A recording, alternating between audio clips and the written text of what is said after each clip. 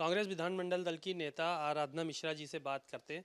Ma'am, क्या वजह रही कि एकदम से सदन जो है वो लंबे समय के लिए स्थगित करना पड़ा? 1 घंटा 20 मिनट तकरीबन हंगामा होता रहा। देखिए, ये सरकार अभी तक तो अंधी भी थी, अब गूंगी बहरी भी हो गई है। संवेदनशीलता समाप्त हो चुकी है सरकार में। जिस तरह से पूरा उत्तर प्रदेश कि कोना कोना जल रहा है, लॉ एंड ऑर्डर ध्वस्त हो चुकी है, सांप्रदायिक दंगे हो रहे हैं, लूट अपहरण हत्या, महिलाओं पे अपराध के मामले लगातार बढ़ते जा रहे हैं। इसी विषय पर नियम 311 में हमने नोटिस दी थी कांग्रेस पार्टी ने कि हम इस पर चर्चा सरकार कराए। आखिर क्या वजह है कि इतने महत्वपूर्ण विषय पर भी सरकार जवाब देने को नहीं तैयार है? पूर्ण बहुमत की सरकार होने के बजाय वजह के बावजूद भी वो क्यों डरते हैं सदन में चर्चा कराने से? सरकार जवाब दे। ये विषय केवल किसी व्यक्ति विशेष का नहीं है, किसी पार्टी विशेष का नहीं है। ये पूरी 25 करोड़ की जनता जानना चाहती कि आखिर इन मुद्दों पर जो अपराध हो रहे हैं, दंगे हो रहे हैं, इन पर सरकार क्या कर रही है। और अगर उस पर सरकार जवाब नहीं देगी, सदन में ये आश्वस्त नहीं करेगी कि प्रदेश की जनता सुरक्षित है, इसीलिए तो हम चुन कर के आए हैं। आज हमने जब इस मांग को उठाया तो सरकार ने इसको मना कर दिया, और मना करने की वजह यही है कि सरकार जवाब नहीं देना चाहती, उनकी पोल खुल जाएगी। तो इस वजह से हमने प्रयास किया कि हमारी मांग को सुना जाए। नहीं किया तो हमने अपनी बात को जो तरीका है, हमने उस तरीके से अपनी बात को रखा है सदन में।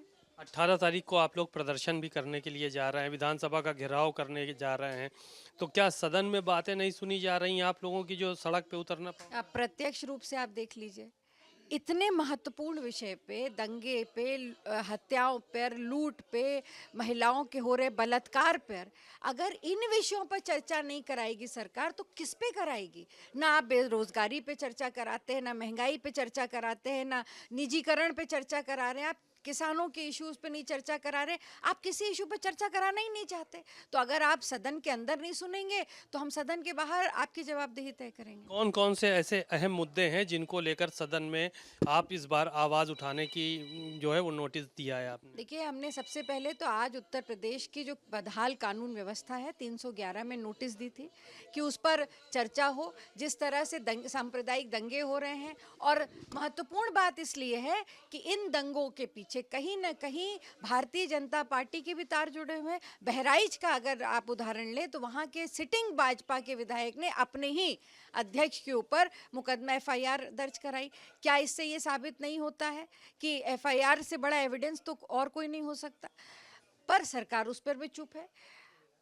संभल में जो घटनाएं हुई, दर्दनाक घटना थी। 4 लोगों की मौत होती है, 30 पुलिसकर्मी घायल होते हैं, ये साधारण बात नहीं है। लगातार इस तरह की घटनाएं और लूट, अपराध, बलात्कार की घटनाएं प्रदेश भर में हो रही। हमने इसको नियम 311 में दिया, सरकार सुनने को नहीं तैयार है, जवाब देने को नहीं तैयार है। मैंने आज सवाल लगाया था जर्जर स्वास्थ्य व्यवस्था पर, उस सवाल को भी सरकार ने अनदेखा कर दिया। नियम 56 में हमने झांसी में जो 18 बच्चे एनआईसीयू में जिनकी मौत हुई वो भी दिया है। वो भी सरकार, उस पर भी चर्चा नहीं कराना चाहती।